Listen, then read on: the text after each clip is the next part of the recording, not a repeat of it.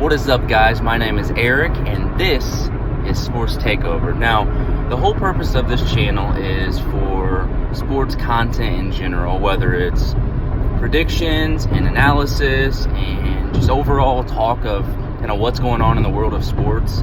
Also, we're going to be getting into some gameplay on the Xbox One, both Madden and NBA 2K.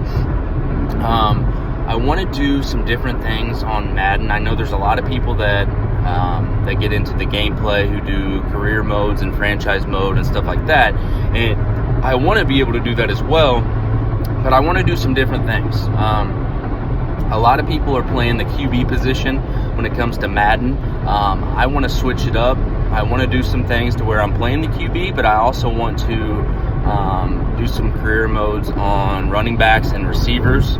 And also defensive players as well. I don't think there's a lot of people doing that stuff. I think that would be a nice kind of change of scenery. And I think a lot of people would be interested in that. Let me know in the comments what you guys would prefer to see. If you're tired of seeing the QB play and you want to just see wide receiver career modes or running backs, or what would be your favorite career mode that you would want to see in Madden.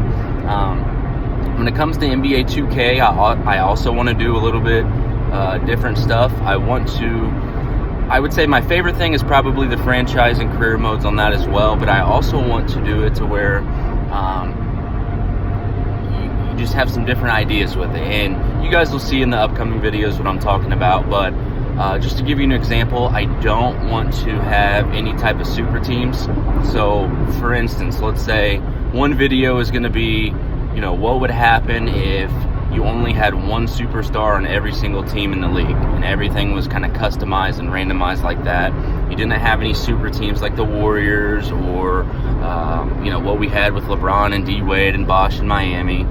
So there's going to be some cool things like that I want to try out and see how everybody likes.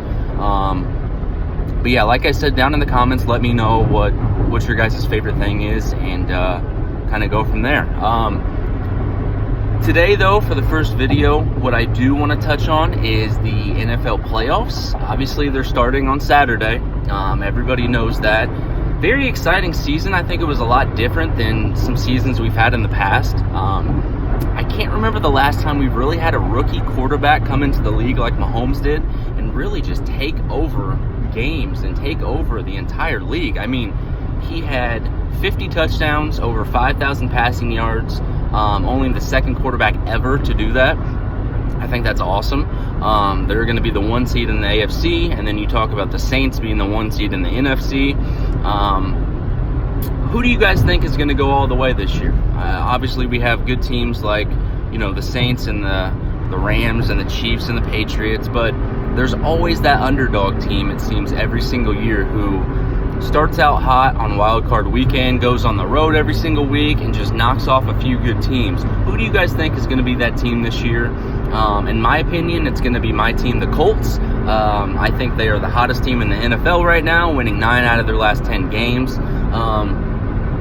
They have a lot of consistency across the board. I think the biggest thing that's changed this year that I've noticed is being able to protect Luck, man. I mean, he's looked like an average quarterback, I would say, the past couple of years due to the fact that he has not had any protection.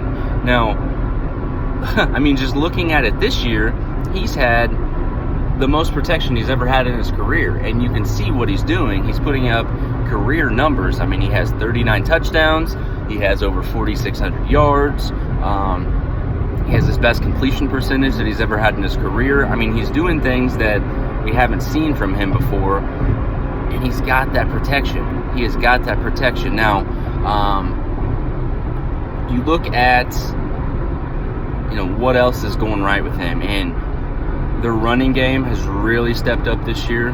They've been able to kind of turn that around due to the fact that they have an offensive line now. I mean, you draft Quentin Nelson out of Notre Dame, number 6. You really take a big gamble there.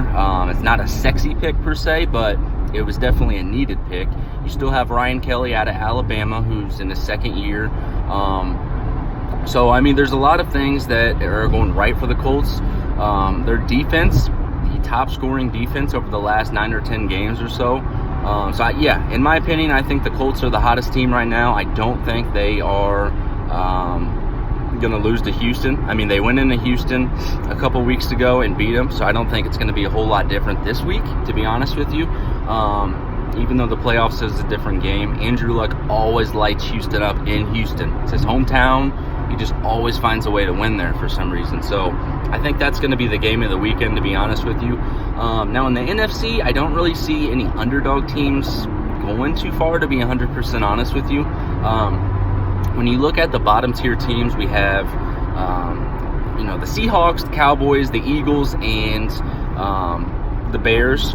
Now, between those four teams, I mean, honestly, I would say the Eagles. I mean, usually in the playoffs, it's whatever team is the hottest. It's whatever team is on a roll.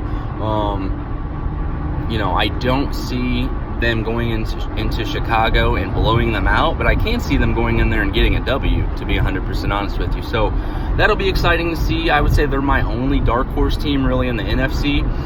It'll be interesting in both conferences to see who comes out on top this weekend. The Seahawks versus Cowboys, I honestly think that's going to be a little bit more of a boring game. Something like 20-17, 24-21, something like that. I don't see that being high scoring. I mean, both defenses are pretty good, so I don't see them, putting up a whole lot of points. The interesting thing with that game, though, is can the Cowboys and Jason Garrett pull off a W in the playoffs? Just the playoffs in general. They have not done a whole lot, in the past few years. Jason Garrett, in my opinion, should be on the hot seat. I mean, his playoff record is dismal, and I think they really need to win that game to have him some security at that position. Some awards that I wanted to kind of predict myself. Obviously, there's a few awards that are probably more of a lock. I think Comeback Player of the Year, I think there's no doubt that Andrew Luck's going to win that. Not playing all of 2017, coming back this year, having a career year in numbers. What he's been able to do without playing last year is really remarkable, in my opinion. Now, when you look at some different awards, we have Rookie of the Year, overall Rookie of the Year. I believe that Baker Mayfield is probably going to get it, but I also think that Lamar Jackson and Darius Leonard should both be in the conversation. Now, Lamar Jackson obviously hasn't played as much as Mayfield this year, but the impact he's been able to make on the team has been unbelievable. I mean, 6-1 as a starter. When Flacco got hurt, he came in and really led that team to the playoff berth. So I think that's something to look out for. Darius Leonard, not a lot of people know about him, man. Not a lot of people know about him. He's on my Colts. He's been leading the NFL all year in tackles by 20-plus tackles a game. That guy's a stud. He's called the Maniac for a reason. I've never seen a linebacker come out of college and be more like a Ray Lewis than I have Leonard. He's been something to watch, man. So I think both of them should get some consideration or some votes at least, but I think ultimately Baker Mayfield leading the Browns to a 7-8-1 record. And remember, he was not the starting quarterback at the beginning of the year. So they could very well have a winning record if he started off as the quarterback, before Tyrod Taylor this year. But I think Mayfield's going to take that award, to be honest with you. Offensive Rookie of the Year, I think you got to give that one to Baker Mayfield as well. Defensive Rookie of the Year, hands down, Darius Leonard. I don't think there's any doubt in my mind that he's going to get that. Now, a couple other awards. Defensive Player of the Year. There's a couple different candidates that I think are going to get some votes. I think Khalil Mack, what he's been able to do, just his impact in Chicago coming from the Raiders. I mean, he has really not only had a career year with his stats, but he's been able to make enough of an impact on that defense to where the Bears have had so many interceptions this year, and their overall team defense has just been absolutely stellar. So I think that's something to watch there. Overall, though, I think Aaron Donald is probably going to get the award. 20.5 sacks this year. 2 away from tying Michael Strahan's season record. I think just that alone is probably enough to get him that award. But at the same time, you look at the impact that Khalil Mack has made on Chicago, and I think he should at least get some consideration. Now, the big award this year, MVP, obviously. Mahomes started off this year red hot. Everybody thought he was going to run away with it. Middle of the year, Drew Brees, became red hot. A lot of people thought, it's his to lose now. Now at the end of the year, Mahomes, 50 touchdowns, 5,000 yards, and he looks like he's going to be the front runner. In my opinion, I think Mahomes deserves it. I think he's earned it. You look at him and Brees, they both have the number one seeds in their respective conferences. But I think what Mahomes has been able to do this year, against the competition as a rookie, it's unfathomable. So I think he's going to be taking that award. A couple other little side awards. Coach of the Year. I really want to know what you guys think. What do you think would be the criteria for Coach of the Year? A lot of people would just say wins, but if they went off of just strictly wins every single year, you could give it to Bill Belichick every single year. You could give it to Sean Payton almost every year. So it's not just wins. You got to look at what did they do the year before. Were they able to turn that franchise around? Maybe as a first-year coach, were they able to develop young players like they're supposed to, and things like that. So I really look at that stuff more than just wins alone. So when I think of Coach of the Year candidates, I look at a guy like Matt Nagy. You look at how Mitchell Trubisky was in his rookie year. Didn't really do a whole lot. The guy had 13 starts as an 8-5 starter from North Carolina. His second year, man, he looked like almost a Pro Bowl caliber quarterback in Matt Nagy's offense. So I think what they've been able to do there with Trubisky, what they've been able to do there with the record overall, has been outstanding, man. So I think Matt Nagy is definitely a candidate. You look at Sean McVay. Now, I know they had a good record last year, but sometimes keeping your team good and developing your younger players is sometimes more crucial and a lot harder than being able to turn around a team. So I would say Sean McVay should definitely get some votes for that. Not a lot of people are going to talk about this guy, man, but I think Frank Reich definitely deserves some votes. I think he deserves a lot of votes, to be 100% honest with you.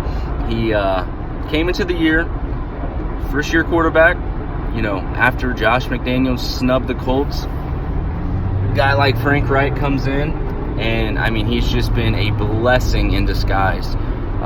Didn't really know what to expect from him, honestly, coming in this year. He was the offensive coordinator for the Super Bowl winning Eagles last year, but at the same time, Doug Peterson did call the plays last year, so you didn't really know a whole lot what you were getting.